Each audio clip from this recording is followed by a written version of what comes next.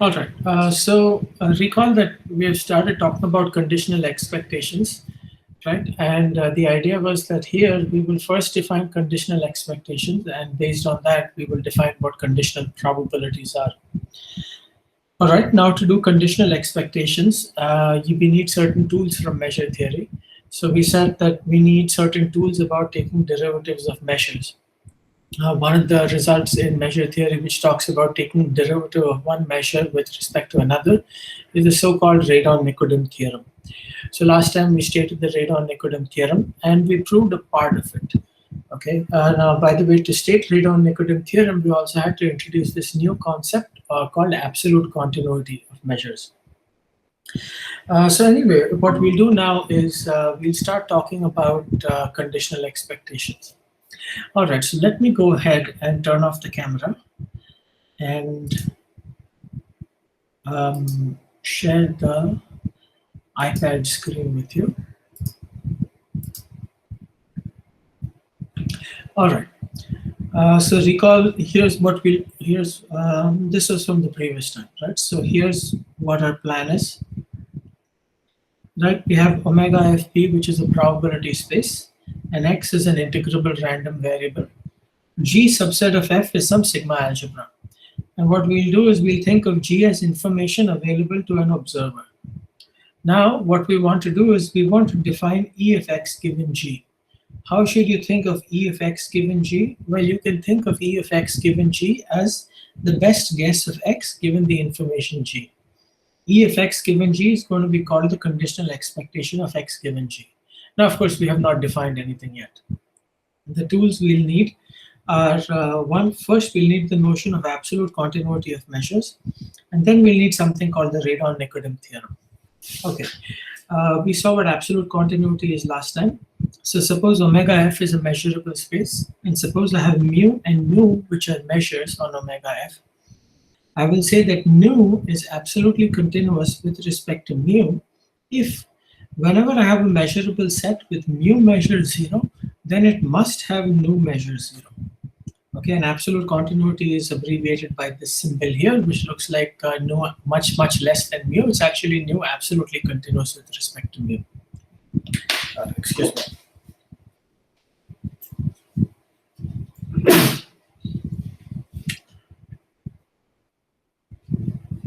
Okay, and then we stated something called the Radon-Nikodym theorem, which basically told us that if nu is absolutely continuous with respect to mu, then you can find a function f in L plus of omega such that nu of b is the integral over b f d mu for any measurable set b. Okay, so that's what we stated here. We said omega f is our measurable space. Suppose mu and nu are sigma finite measures such that nu is absolutely continuous with respect to mu. So there are two assumptions. So mu and nu are measures on omega f. We're making two assumptions. One, mu and nu are sigma finite. Second is that nu is absolutely continuous with respect to mu. That means whenever there is a measurable set whose mu measure is 0, then the nu measure is definitely 0. Well, Radon-Nikodym theorem says that there exists a non-negative measurable function f taking omega to 0 infinity such that nu of any set is obtained by integrating f with respect to mu over that set. And further, the Radon-Nikodym theorem tells us that this function is unique in the sense that if I find f and g, both of which do the required things, then f and g must be the same almost everywhere. Okay, so this function f above is called the Radon-Nikodym derivative of nu with respect to mu. It is denoted by d nu d mu. So here you're taking derivative of nu with respect to mu. So you're taking derivative of one measure with respect to another. We said that there's another term here. If d nu d mu is f, you also say that nu has the density f with respect to mu. Okay, we didn't do the proof of existence. We did do a proof of uniqueness. So we proved that if f and g both do the job, then f and g must be equal almost everywhere. All right, so now these are the tools that we need in place to define conditional expectation. All right, so let's go ahead and define conditional expectation. Now, actually, before I do that, I want to just go back to this thing.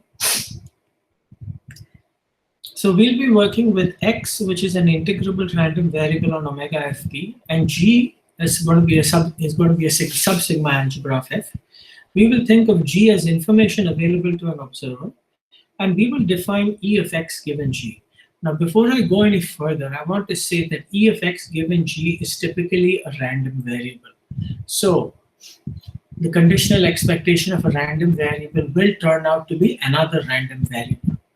Now, of course, there will be certain special cases where the conditional expectation of a random variable is going to end up being a number, right? Just like a constant can be thought of as a function, a constant can be thought of as a random variable also. But typically, the conditional expectation of a random variable is going to be another random variable. It's typically not going to be a number. Okay. Second thing is that we will always be insisting that x, whose conditional expectation is being taken, be integrable, and the resulting conditional expectation that we'll get will also be integrable. One other thing I want to mention, so here we'll be looking at the situation where x is f measurable. Well, this conditional expectation is going to end up being g measurable. Okay, so in some sense that means the conditional expectation can be computed based on less information, and that kind of makes sense. Okay. All right, so let's state the definition of conditional expectation.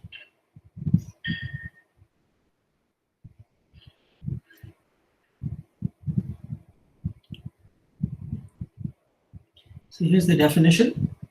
So let omega fp be a probability space,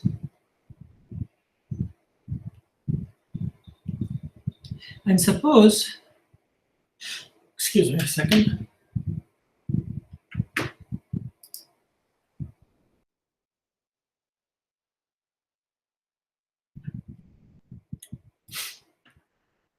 All right, so can you hear me now? Okay, Yes, sir. and suppose x in L1 of omega fp. Okay, so suppose x is an integrable random variable. Let G be a sub-sigma algebra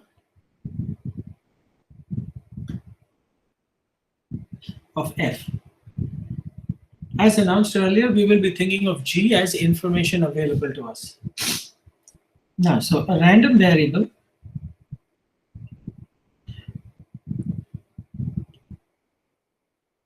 C in L1 of omega fp is said to be a version of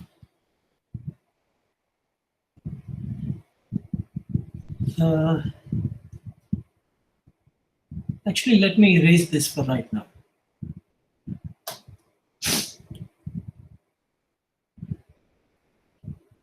No, this I want to write in orange because it's a new term.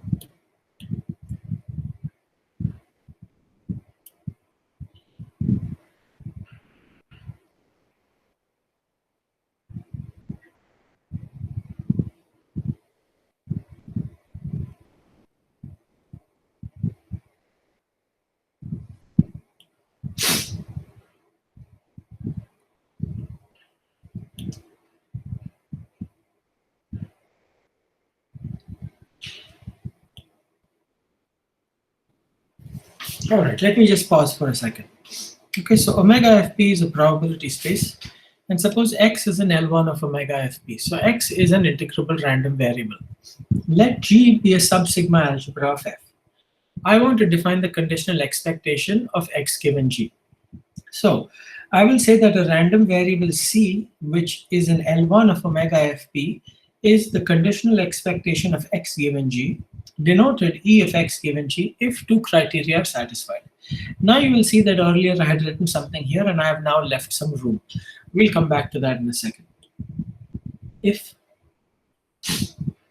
1, C is G measurable,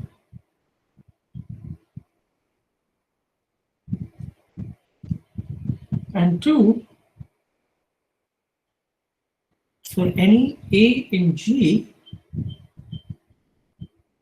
we have expectation indicated A times x equals expectation indicator A times C. If you want to write that in terms of integrals, that is saying integral over A of x dp equals the integral over A of C dp. All right. So here is our, well, this is almost complete definition. There's a little hole here. We'll fill this up in a second. Okay. So let omega fp be a probability space. Suppose X is an L1 of omega fp. Let G be a sub-sigma algebra of F. Okay, so as we said, a conditional expectation of a random variable is going to be another random variable. Conditional expectation is also going to be integrable. So suppose I have a random variable C in L1 of omega fp. So suppose I have a random variable C which is integrable. I will say that this random variable is the conditional expectation of X given G, denoted E of X given G if two properties are true. First is that C should be G measurable.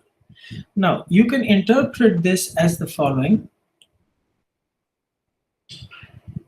Intuitively,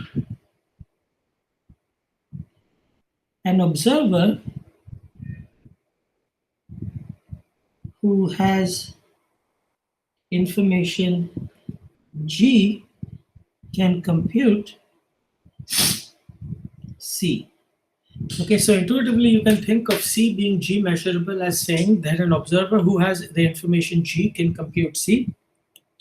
And the second requirement is that going to be that for any A and G, if I take X, multiply by the indicator of A and take expectation, or if I take C, multiply by the indicator of A and take expectation, I should get the same thing.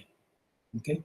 And of course, another way to say that is, remember expectations are just Lebesgue integrals with respect to the probability measure. So another way to say that is, for any A and G, note that here G is the smaller sigma algebra, okay? It's not the big one, not the big one. This is the smaller sigma algebra, the information available to us. So for any A and G, expectation indicator A times X should be expectation indicator A times C. Another way to say that is the integral of X dp over A should be equal to the integral of C dp over A. Okay, now let's come back to this space. It turns out that if you can find, it turns out that typically the conditional expectation is not unique. But however, if you have two different versions of the conditional expectation, then they agree almost everywhere. So this conditional expectation ends up being almost unique. So the point is you could have C, which is a conditional which you could have C, which satisfies properties 1 and 2, and you could have zeta, which satisfies properties 1 and 2. Then what you must have is that C equals zeta almost surely. And so in that case, what you do is you say that C is a version of the conditional expectation. Zeta is also a version of the conditional expectation, and any two versions must be equal almost everywhere. So that's what this extra phrase here was, a version of. And this phrase is coming in because the conditional expectation is not unique. Okay, if you agree that I'm going to forget about the difference between two functions if they are equal almost everywhere, then it's unique. But other than that, it's not unique. And so if C and zeta are equal almost surely, and both of them satisfy these two criteria, then we will say that C and zeta are versions of the conditional expectation. Anyway, so that's what that version of was about. It had to do with the fact that conditional expectation is not unique. Rather, any two functions which work must agree almost everywhere. Okay, any questions with what we've stated? Now, let's just talk briefly about this. C is G measurable. You should interpret that as the following. You should think of this as saying that any observer who knows the information G knows the value of C. Now, this makes sense because remember, E of X given G is supposed to be your best guess of X given G. In other words, G is the information available to you. Using G, you calculate what the best guess is of X. Now, of course, if you're calculating the best guess of X given G, your answer should not depend on any information outside G, right? So we make that precise mathematically is to say that C is G measurable. Okay, any questions?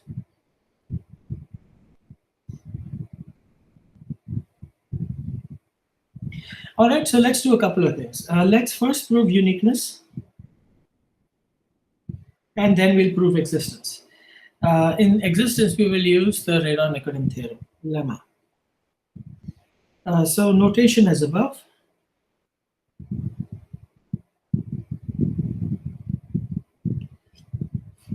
Conditional expectation.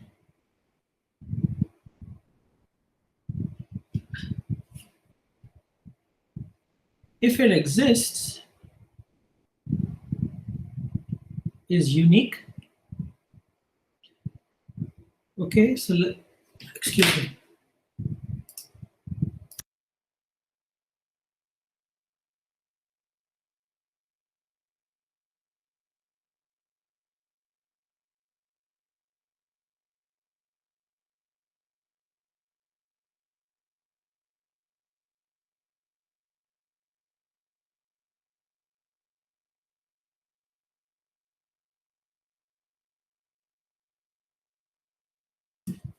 All right, so I'm back. So the conditional expectation, if it exists, is unique. Let's state this more precisely. So more precisely,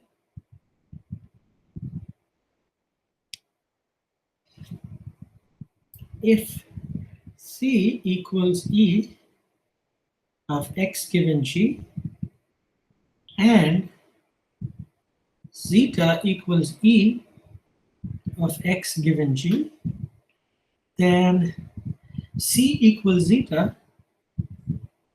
be almost surely. All right, so let's prove this. Okay, so note that C and zeta must belong to L1 of omega GP. Okay, so actually let me just, for emphasis, let me sneak in a different color here so that you don't miss it. Okay, so note that what did I do with the sigma algebra? Here the sigma algebra is G. Okay, now why can I do that? Remember that C and zeta are G measurable by assumption, right? Now, of course, if it's G measurable, it is F measurable, no problem, right? If you have measurability and you make the sigma algebra bigger, the sigma algebra on the domain bigger, measurability is not disturbed. So C and zeta are G measurable. G is the sigma algebra on the domain. If you make the sigma algebra on the domain bigger and replace G by F, you'll still have measurability. But C and zeta are in L1 of omega GP. Of course, here you're taking omega, you're taking a smaller sigma algebra G, and this P is the original probability measure restricted to G, right? Because if I have a probability measure on some big sigma algebra F and I have a sub sigma algebra G, I can always restrict the probability measure to the smaller sigma algebra. What else do we have? Also, for any A in G, we have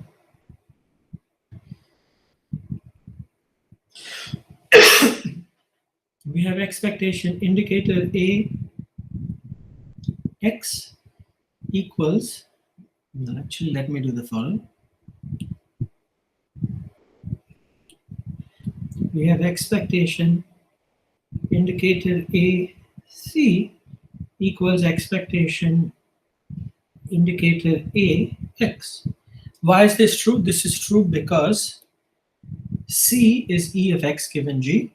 So for any set A in G, if I take C times indicator A and I take X times indicator A and I take the expectation of both of them, I should get the same thing. Also, by the way, this second quantity is equal to E of indicator A zeta. Okay, and why is this true? This is true because zeta is E of x given g. So for any a and g, expectation indicator A x should be expectation indicator A zeta. So what do you conclude? You conclude that this and this have to be the same thing. So thus, integral over A c dp equals the integral over A zeta dp. And now we will remind ourselves of a certain fact from measure theory which we had used last time. Suppose I am on a measure space omega f mu, and f and h are L1 functions on that measure space omega f mu. Then there are three equivalent ways to say the same thing. The first is that the integral over A of f d mu is integral over A h d mu for all A and f. This is equivalent to integral absolute value of f minus h d mu equals 0, which is equivalent to f equals h mu almost everywhere. This is the fact that we're using on the next page. However, we're using it with this f is being played by C. This h role is being played by zeta. Role of f is being played by g. Anyway, so using this fact, so you'll say C and zeta are in L1 of omega GP, and also for any A and G, integral over A C dP is integral over A zeta dP. So we must have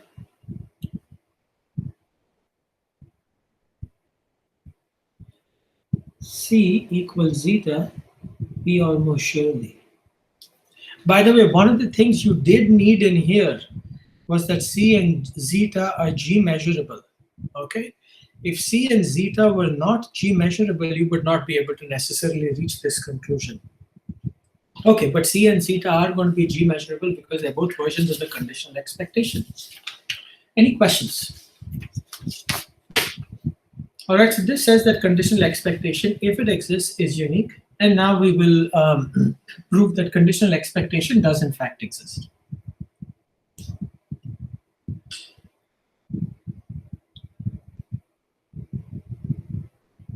So here's a proposition. Let omega f p be a probability space. Let x be in L1.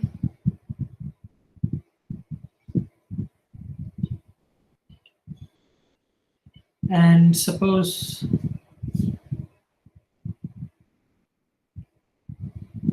G is a subsigma algebra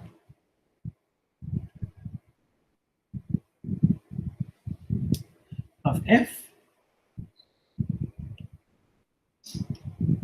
then E of x given G exists.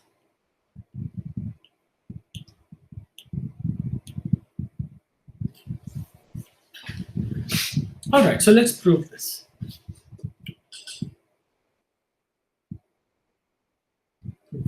So let's first break up x into positive and negative parts. So write x is x plus minus x minus. Okay, you can do this. All right, now what I'll do is the following. I'll define measures nu plus and nu minus on omega. Again, let me use a different color so that you don't miss it. G by nu plus of A equals expectation indicator A x plus equals the integral over A x plus dp, and nu minus of A equals expectation indicator A x minus equals the integral over A x minus dp. Okay, so that's the first thing I'll do. I'll break x into positive and negative parts. So x is x plus minus x minus. Now remember, the positive part is non-negative and the negative part is also non-negative. So the positive and negative parts are themselves non-negative functions. Now what I'll do is I'll define two measures, nu plus and nu minus, on omega g. Observe that the sigma algebra here is g, not f. How will I do this? I'll define nu plus of a to be expectation indicator a x plus, which of course is the integral over a x plus dp. This type of thing is indeed a measure. You have done this before. Similarly, nu minus of a, well, actually what you've done before is you've done this nu of a equals integral over a f d mu. When f is non-negative measurable, that gives you a measure. You've gone over that sort of thing. All right, so I'll define measures in this fashion, nu plus and nu minus. So you can check that nu plus and nu minus are indeed measures on omega g. As I said, this is a standard argument that you will have done. You will have done this earlier.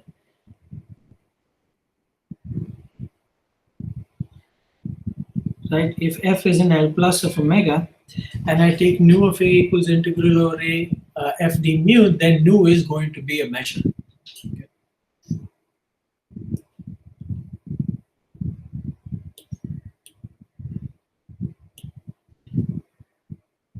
All right.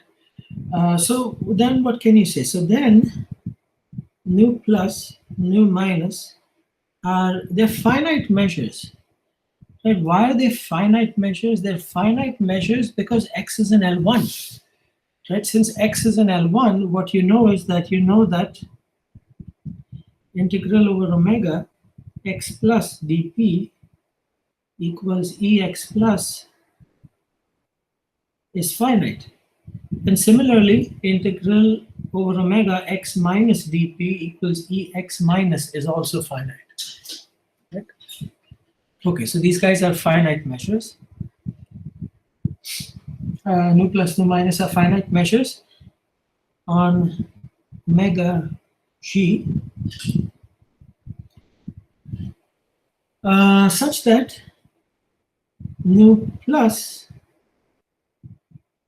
is absolutely continuous with respect to p restricted to g, and nu minus is absolutely continuous with respect to p restricted to g.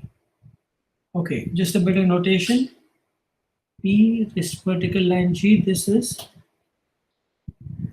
probability measure p restricted to the sigma algebra g. Right, remember p is defined on the sigma algebra f. You can always, you know this in math in general. If a function is defined on a set, you can always restrict it to a subset of that set. You can always do that, right? So that's all I'm doing here. P is defined on all of f. I'm restricting it to a smaller set, which is g. All right, now my claim is that nu plus is absolutely continuous with respect to p, and nu minus is absolutely continuous with respect to p. So why is that true? Well, okay, so let's just check this. Indeed, suppose a and g with p restricted to g of a equals 0. Right? In other words, a has measure 0. Then the integral over a of x plus dp will be 0. And similarly, integral over a x minus dp is also going to be 0. I.e., nu plus of a is going to be 0, and also nu minus of a is going to be 0. All right, so yes, nu plus and nu minus are indeed absolutely continuous with respect to p restricted to g. So now we'll use Radon-Nikodym theorem. Hence, by the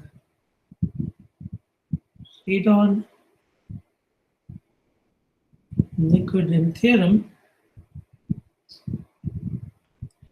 okay, so basically we are using Radon-Nikodym theorem twice. So first we will look at this apply Radon-Nikodym theorem. And when we do that, we will get the Radon-Nikodym derivative C plus. Then we look at this, apply Radon-Nikodym to that, and then we'll get the derivative C minus. Okay. Hence, by the Radon-Nikodym theorem, there exists non-negative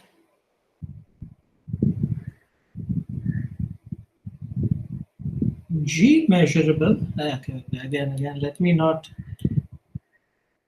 G measurable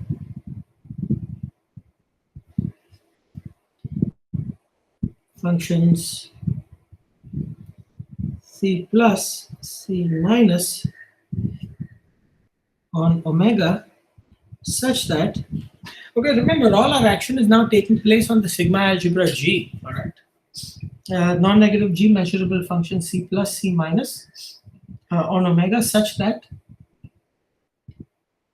nu plus of A is the integral over A C plus dp, and mu minus of A equals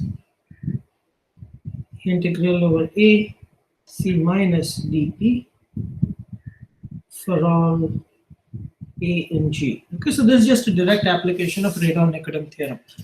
Right, Radon-Nikodym theorem says that if nu plus is absolutely continuous with respect to P restricted to G, then you can find a non-negative G measurable function C plus such that nu plus of any set is the integral of C plus with respect to P over that set. And the set should be in G. Similarly, since nu minus is absolutely continuous with respect to P, Radon-Nikodym says that there exists a non-negative G measurable function C minus such that nu minus of a set is the integral over that set of C minus dp, where the set has to be taken from G. So that's how we get this statement basically follows from Radon-Nikodym.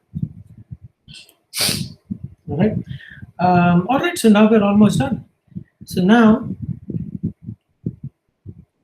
let C equals C plus minus C minus. Right, so this is our natural candidate for conditional expectation. So let C equals C plus minus C minus.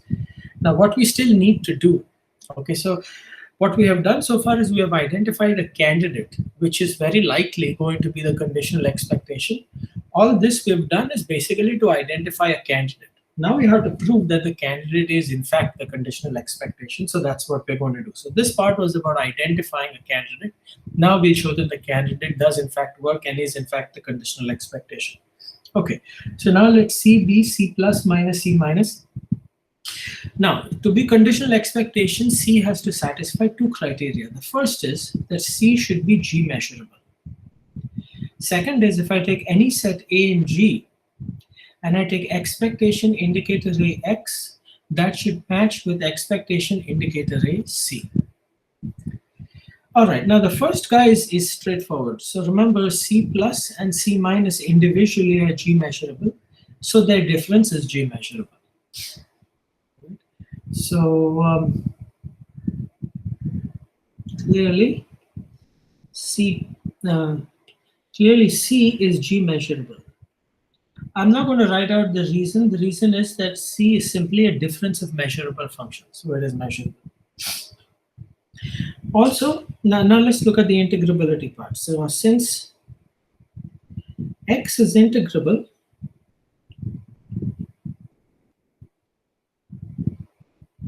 what do you have? You have nu plus of omega equals the integral over omega x plus dp is finite, and nu minus of omega equals the integral over omega x minus dp is also finite, right? So what does this mean? Thus, so now what you do is you remind yourself, you say, wait a second, the way we set this all up, this thing was nothing but, or not that, this thing was this thing ended up being the integral over omega c plus dp, right? We have that over here. Nu plus of a set is the integral over that set of c plus. So nu plus of omega is the integral over omega of c plus. And similarly, this guy is integral over omega c minus dp, right? Remember, we got c plus and c minus using these facts and the Radon-Nikodym theorem. So what follows? So integral over omega c plus dp is finite. Integral over omega c minus dp is finite. Okay, now if these two things are true, you know that if the positive part and the negative part of a function are integrable, then the function is integrable. Okay. Okay, so thus c plus, c minus are integrable. And hence so is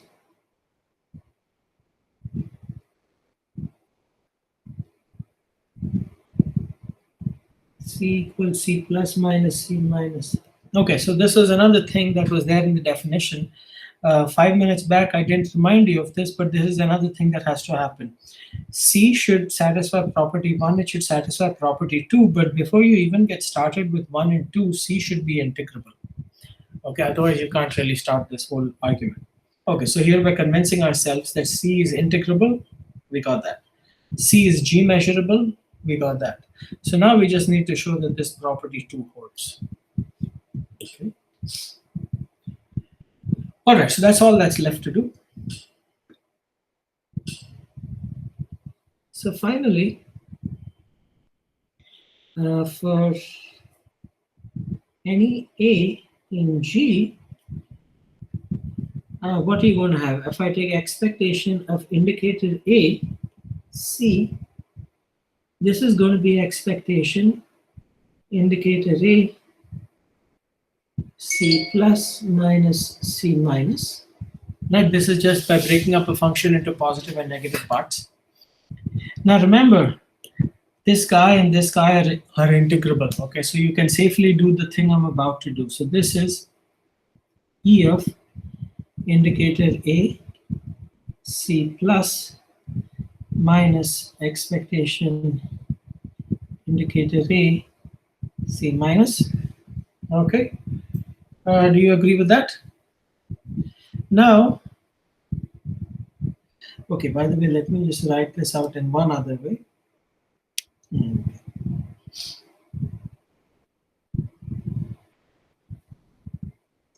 Okay, now remember that integral over A C plus dp is nu plus of A. So this thing is the integral over A C plus dp, which is nu plus of A, right? And this guy is the integral over A C minus dp, which is nu minus of A. All right, so E of indicator A, C equals nu plus of A minus nu minus of A. But wait a second, how do you get nu plus and nu minus? Nu plus of A is obtained by taking the expectation of indicator A x plus. So this is expectation indicator A x plus, and similarly nu minus of A is expectation indicator A x minus. And so of course when you put the pieces together, you'll get expectation indicator A x plus minus x minus. Once again, you can safely do this operation because x plus x minus are integrable. And then you say, wait, x plus minus x minus is just x. And so this is expectation indicator A, x. And so yes, you have proved that this thing C that you found is indeed a version of the conditional expectation. Any questions?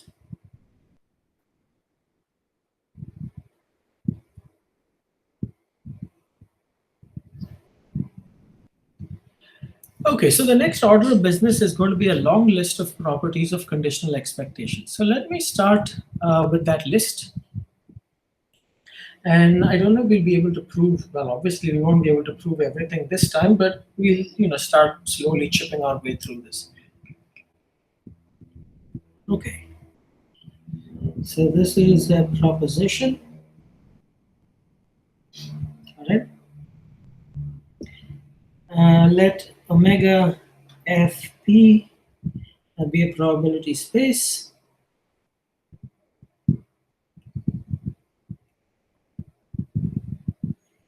Let G H be subsigma algebras of F.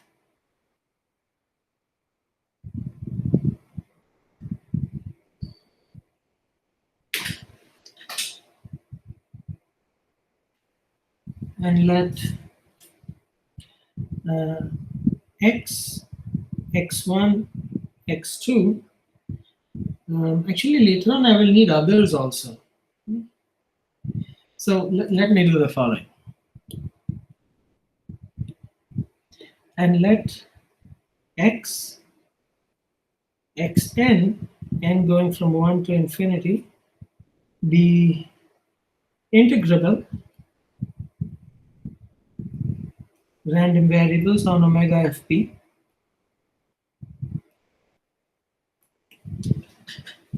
All right. And now I'm going to state a bunch of properties. All right, so here the thing is, in one stroke, I'm saying that when you see X, it's an integrable random variable on omega fp. When you see X1, X2, X3, X4, dot, dot, dot, all of them are integrable random variables on omega fp. Now, in this list of properties, I have about 9 of them. Okay, I don't know if I want to list all of them once and then start proving them one by one, because soon you will forget what the various properties are. So I will kind of break this up into 2-3 pieces. So let me start by just listing properties 1 through 4. As I said, this proposition, there are, I don't know, 8 or 9 parts that I have in mind. But let me start by just listing 4. Next time we'll prove these 4, then we'll state the rest. Okay. So here are the first few simple things. So if C is any version of E of X given G, then EC equals EX. Okay, so this is something that you absolutely cannot forget. If I start with a random variable X and I take its conditional expectation, I'll get a new random variable C. Well, the mean of C and the mean of X are always going to be the same. Okay. So I start with the random variable X. I take its conditional expectation with respect to G. I get some random variable C. The mean of C and the mean of X are always going to be the same. Okay. Second, if X is G measurable,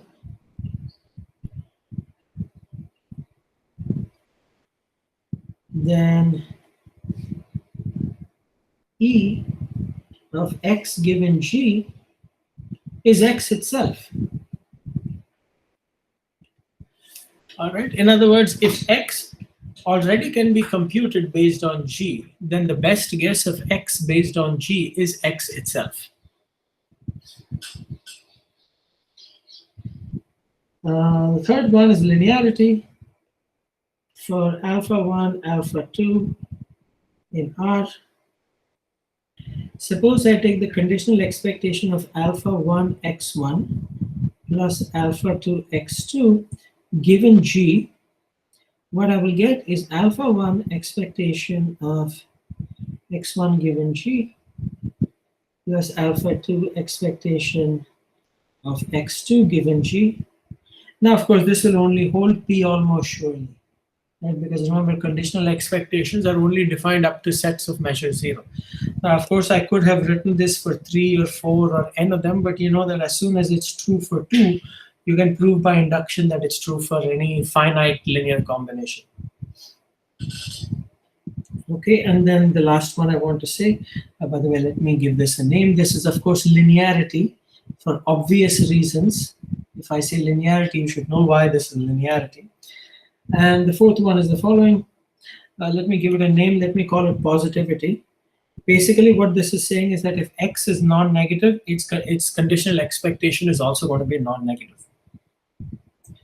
So if x is greater than or equal to 0, then e of x given g is going to be greater than or equal to 0, e almost sure. All right, any questions with this?